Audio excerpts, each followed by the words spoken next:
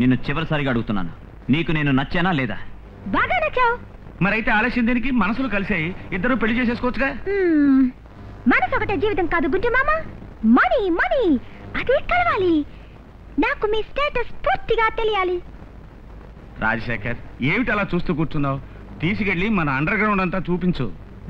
రండి మారండి, తండ్రి కొడుకులు కలిసి చేసే అక్రమం చూడండి, చిచి అద్భుతం చూడండి. ఏమిటిదంతా? ఇవన్నీ నకిలీ వజ్రాలు. ఇక్కడ చూసారా, నోట్లన్నీ కొండల్లా పడున్నాయి. ఇదంతా దొంగ నోట్లు. ప్రపంచంలో ఉన్న నోట్లన్నీ మేమే చేస్తున్నాం. చూసారా, పెట్టెలు పెట్టెలుగా బయటికి పంపుతాం, రెడీగా ఉన్నాయి.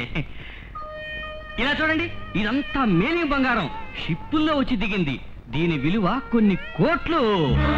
కోట్ల? కేడీల బిజినెస్ కోట్లు కదండి.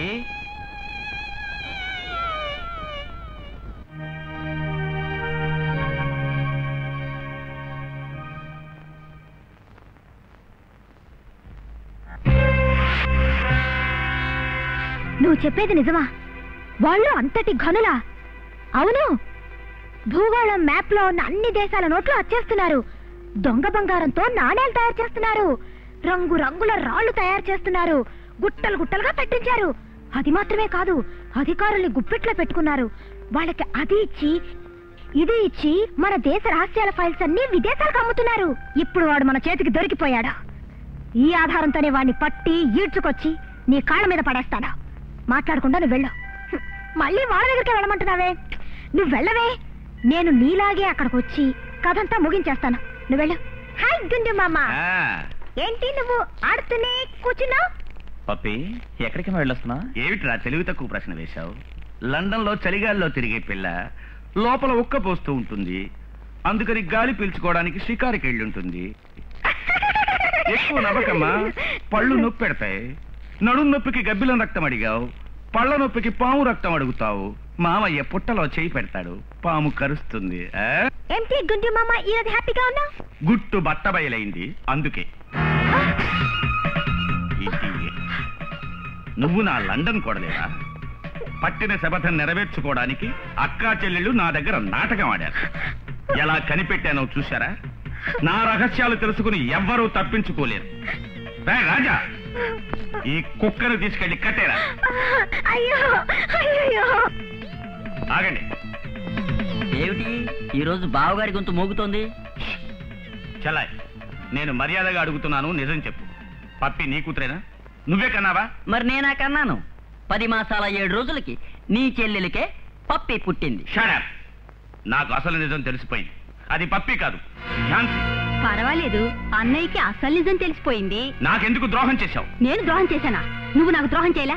ఆ ఝాన్సీని చెరిచి ఒక బిడ్డ పుట్టాక నీ కొడుకును నా కూతురికి చేయాలనుకున్నావే, అది పెద్ద త్యాగం అనుకున్నావా? అన్నయ్య, నేను నీకు తోడబుట్టిందని కనుక చెప్తున్నాను. ఆ అమ్మాయి అమాయకురాలు. ఆ అమ్మాయికి ద్రోహం చేయొద్దు. ఆ పాప నిన్ను కొడుతుంది. మాట్లాడకుండా నీ కొడుకు ఆ పిల్లనిచ్చి పెళ్లి చేయడం మంచిది. అన్నయ్య, నేను చెప్పేది వినన్నయ్యా. మీరెవరూ నాకు నీతులు చెప్పక్కర్లేదు. You may go out. I said get out. ఎరా, దాన్ని కట్టి పారేశావా? దాన్ని మాత్రమే కాదు నాన్న, దాని కుటుంబాన్ని కట్టిపడేశాను. వెళ్ళి చూడండి. అమ్మ భుజాల మీద కూతురు, కూతురు మెడలో ఉరితాడు. కూతురు తావడం చూసి అమ్మ చస్తుంది. మీ మనవడు పాముతో ఆడుకుంటున్నాడు. చివరికి నన్ను అవమానపరిచిన కుటుంబమే క్లోజ్. నన్ను కన్న పాపానికి మా అమ్మని నాన్నని ఏమి చేయొద్దు. వాళ్ళని వదిలేయండి, మీ కాళ్ళు పట్టుకుంటాను. ఏమిటి వదలడమా? మీ కుటుంబం అంతా అణువణువునా చావాలి. అది నేను చూడాలి. అదే నా ఆశ.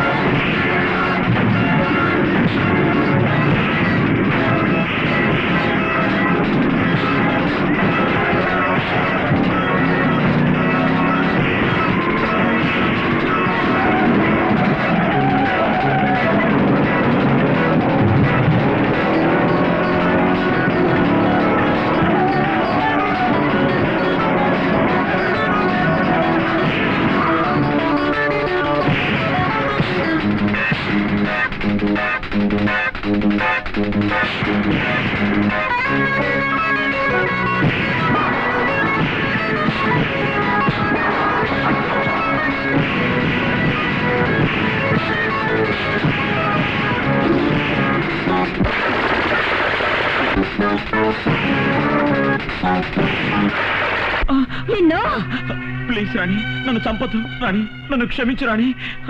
అయ్యో అయ్యో, వాడిని చంపొద్దు, వాడికి ప్రాణభిక్ష పెట్టమ్మా, వాడి చంపకు. నేను మిమ్మల్ని చంపేదాన్ని అయితే ఆ పని ఏ రోజో చేస్తుండేదాన్ని, కానీ మీరు మారాలి, మీ పొగరు అణగాలి అనుకునేదాన్ని.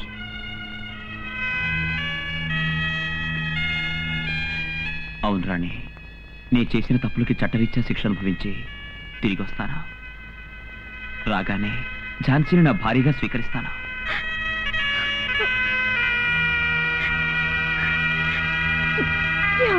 ఝాన్సీ,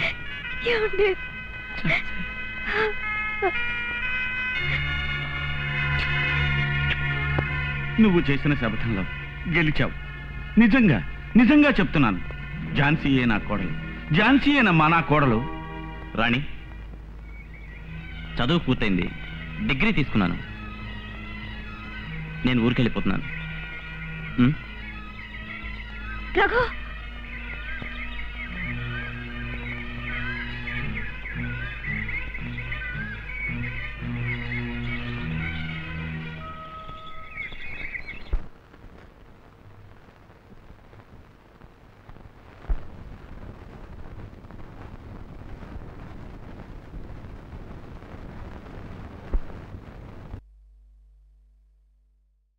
కట్టినప్పటి నుంచి నువ్వే ప్రెసిడెంట్ నువ్వే అనేది నిన్న పుట్టిన బిడ్డకు కూడా తెలుసు.